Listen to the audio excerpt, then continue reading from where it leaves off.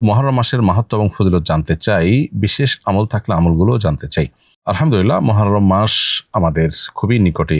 মুহররম মাস হিজরি বর্ষের প্রথম মাস এবং সম্মানিত 4টি মাসের একটি। আল্লাহ সুবহানাহু ওয়া তাআলা কোরআনে কারিমে বলেছেন, ইন্না ইদ্দাতাশ শুহুরি ইনদাল্লাহি 12 শাহরান ফি কিতাবিল্লাহি ওয়া মা খালাকাস সামাওয়াতি ওয়াল আরদ মিনহা আরবাআতুন হুরুম। নবমণ্ডল এবং ভূমণ্ডল সৃষ্টির দিন থেকে আল্লাহর কাছে বছরের গণনায় 12টি মাস রয়েছে, তবে এর মধ্যে 4টি মাস হলো বিশেষভাবে সম্মানিত এবং মর্যাদাপূর্ণ। এই সম্মানিত 4 মাসের একটি হলো মুহররম। মূলত 3টি মাসই ধারাবাহিক সম্মানিত 4 মাসের মধ্য থেকে। তার একটি হলো জিলকদ, অপরটি জিলহজ, আর শেষটি হলো মুহররম। আর 4র্থ নম্বর মাসটি হলো রজব মাস, যেটি শাবান এবং জুমাদা সানিয়ার মাঝামাঝি মাস। তো এই মুহররম মাসটি যেহেতু সম্মানিত 4 মাসের একটি, জন্য সম্মানিত মাসের মধ্যে যেরকম যুদ্ধ বিগ্রহ করা আল্লাহ তাআলা আমাদের জন্য হারাম করেছেন, কোরআন কারিমে আয়াত রয়েছে। এর বাইরে সম্মানিত মাসগুলো সম্পর্কে আল্লাহ বলেছেন, ফালা তাজলিমু ফিহিন্না আনফুসাকুম, তোমরা নিজেদের প্রতি অবিচার করবে না এই মাসগুলোতে। সেজন্য গুনাহ থেকে বেঁচে থাকার জন্য বিশেষভাবে আমরা সচেষ্ট থাকবো ইনশাআল্লাহ। আর মুহররম মাস সম্মানিত মাস হিসাবে তার যে বিশেষ সম্মান রয়েছে সেটা রক্ষা করার পাশাপাশি স্পেশালি মুহররম মাসের একটা করণীয় আছে, সেটি হলো বেশি বেশি নফল রোজা রাখা।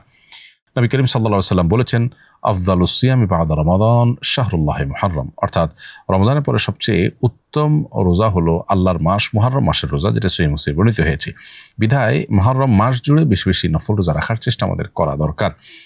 আর মুহররম মাসের 10 তারিখ, যেটাকে আশুরা বলা হয়, সেটাকে কেন্দ্র করে আশুরার দিন এবং তার আগে অথবা পরে আরেকটা দিন যোগ করে মোট 2টি দিন রোজা রাখার বিশেষ ফজিলত রয়েছে। এর মাধ্যমে আল্লাহ রাব্বুল আলামিন 1 বছর পূর্বের গুনাহ আমাদেরকে মাফ করে দিবেন। অতএব মুহররম মাস উপলক্ষে আমরা আশুরার রোজা আর পুরো মাস জুড়ে বিশেষ রোজা এবং সম্মানিত মাস হিসাবে যে সম্মান প্রদর্শন সেটি আমরা করবো ইনশাআল্লাহ তাআলা। অনেক মসজিদে দেখা যায় দামি টাইলস লাগানোর কারণে সেজদাতে গেলে নিজের ছবি দেখা যায়, এতে কি নামাজের কোনো ক্ষতি হবে? এরকম টাইলস লাগানো উচিত নয়, এরকম পাথর লাগানো উচিত নয় যেটা দিকে তাকালে নামাজি ব্যক্তি নিজের চেহারা দেখতে পাবে এবং মনোযোগ সেদিকে চলে যাবে। বরং মনোযোগ নষ্ট হওয়ার মতো কোনো বিষয় নামাজের মধ্যে রাখা উচিত নয়। সম্প্রতি আমি হজ থেকে ফিরেছি। এটা আমার জীবনের প্রথম দেশের বাইরে যাত্রা ছিল, তাই পরিবারের সবার জন্য উপহার কিনে এনেছি। আমার বাবা বলছেন কেনাকাটা করার কারণে আমার হজ কবুল হয়নি। তিনি আমাকে বকাঝকা করছেন আর বলছেন আমি নাকি সব টাকা নষ্ট করে এসেছি। তাহলে কি আমার ফরজ হজ আদায় হয়নি? এখন আমার করণীয় কি? হজের সাথে কেনাকাটার আসলে কোনো সম্পর্ক নেই। কেনাকাটা করলে হজ নষ্ট হয়ে যায় এমনটি মনে করার কোনো কারণ নেই। হজের যে আমলগুলো সেগুলো যদি আপনি যথাযথভাবে করে থাকেন, পাশাপাশি আপনি যদি হালাল উপার্জন থেকে হালাল জিনিসপত্র কেনাকাটা করে থাকেন, তাহলে সেক্ষেত্রে সেটা সম্পূর্ণ জায়েজ। এক্ষেত্রে আপনার বাবা যেটি বলছেন সেটি ভুল বলছেন।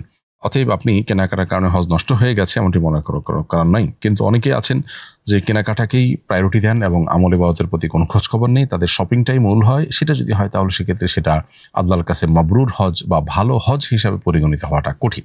আমি আগামী বছর হজে যাবো ইনশাআল্লাহ। শুনেছি আপনি এবছর হজ করে এসেছেন, আপনার হজের অভিজ্ঞতার আলোকে আমাকে পরামর্শ দিবেন যাতে আমি যথাযথভাবে প্রস্তুতি নিতে পারি। প্রিয় দর্শক, আপনার প্রতি আমার পরামর্শ থাকবে হজের আগে যথেষ্ট প্রশিক্ষণ গ্রহণ করবেন।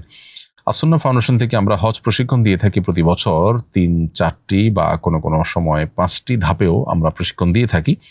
আমাদের 500 লোক এর সংকলন হয়, এরকম একটি অডিটোরিয়াম আছে। সেখানে আমরা এক ধাপে সবাইকে ট্রেনিং করিয়ে শেষ করতে না পারলেও কয়েক ধাপে আমরা সবাইকে প্রশিক্ষণের আওতায় আনার চেষ্টা করি। সেখানে 6 থেকে 7 ঘন্টা ব্যাপী প্রায় 400 স্লাইড প্রেজেন্টেশনের মাধ্যমে হজের পূর্ণাঙ্গ প্রশিক্ষণ দেওয়া হয়ে থাকে। এর বাইরেও আরও বিভিন্ন ওলামায়ে কেরাম বিভিন্ন উদ্যোগে বিভিন্নভাবে তারা হজের প্রশিক্ষণ দিয়ে থাকেন। বিধায় যথাযথভাবে হজের প্রশিক্ষণ নেবেন, এটি হলো আপনার প্রতি আমার পরামর্শ। আর দ্বিতীয়ত হলো হজকে বিস্তারিতভাবে জানবার জন্য আপনি একাধিক বই পুস্তক আগাগোড়া পড়বেন, সম্ভব হলে গ্রুপ স্টাডি করবেন। এর মাধ্যমে আপনার হজের বিষয়টা আপনার জন্য সহজ হবে এবং আপনি পারফর্ম করতে পারবেন ইজিলি ইনশাআল্লাহ। আল্লাহর কাছে দোয়া তো করবেনই, আল্লাহ যেন আপনাকে হজ সহি শুদ্ধভাবে সঠিকভাবে করার তৌফিক দান করেন। কারণ হজ করতে গিয়ে টুকটাক তো বটেই, কোনো কোনো ক্ষেত্রে বড় বড় ভুল পর্যন্ত করে অনেকে আসেন, যেটা পরবর্তীতে তার প্রায়শ্চিত্তের কারণ হয়। নবীজি সাল্লাল্লাহু আলাইহি সাল্লামের পেশাবও সুগন্ধযুক্ত ছিল বলে সিরাতের এক বইয়ে পড়েছিলাম। তাহলে কি নবীজির পেশাব পবিত্র ছিল এবং তার সুগন্ধি বা পানির মতো ব্যবহার করা যেত?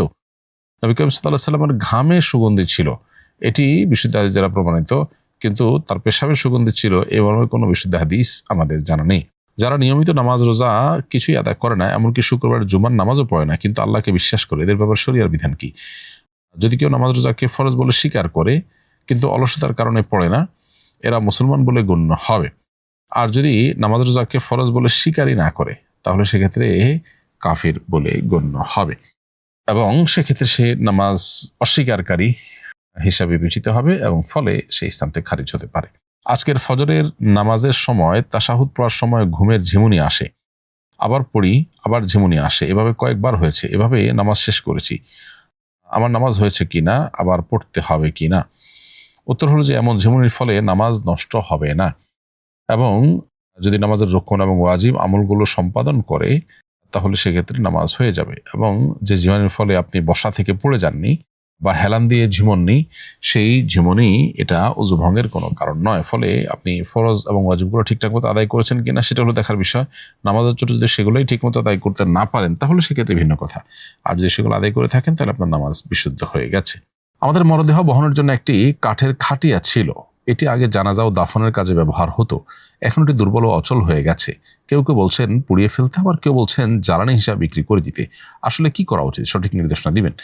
জ্বালানি হিসাবে যদি এটাকে বিক্রি করে দেন তাতে কোনো অসুবিধা নেই, আর যদি বিক্রি করে দেওয়া হয় এটা ব্যবহার উপযোগী থাকে, কেউ যদি ব্যবহার করতে পারে, তাহলে বিক্রির টাকা দিয়ে আবার একটা খাট বা জাতীয় কাজ করা হলো, সেক্ষেত্রেও কোনো অসুবিধা নেই। তবে ব্যবহার অনুপযোগী হয়ে গেলে সেটা তার বিক্রি করার কোনো বিশেষ লাভ নেই, পুড়িয়ে ফেলতে পারেন বা জ্বালানি হিসাবে ব্যবহার করতে পারেন কিংবা বিক্রি করতে পারেন। আমার শ্বশুর বয়োবৃদ্ধ, নামাজের জায়নামাজের অনিচ্ছায় পেশাব করে দিয়েছেন, জায়নামাজটা অনেক মোটা, নিংড়ানো সম্ভব নয়, এটাকে পবিত্র করার পদ্ধতি কি? আর জায়নামাজকে অপবিত্র করে ফেললে নাকি এর বিনিময়ে সাদেকা করতে হয়, এই কয় টাকা সাদেকা করতে হবে? আর শেষেরটা দিয়ে শুরু করি। জায়নামাজকে অপবিত্র করে ফেললে সাদকা করতে হয় এরকম কোনো কথা কোরআন বা হাদিসে কোথাও বর্ণিত হয়নি, কোনো ফিকহ ফাতোয়ার কিতাবে এরকম কোনো মাসআলা আমাদের চোখে পড়েনি।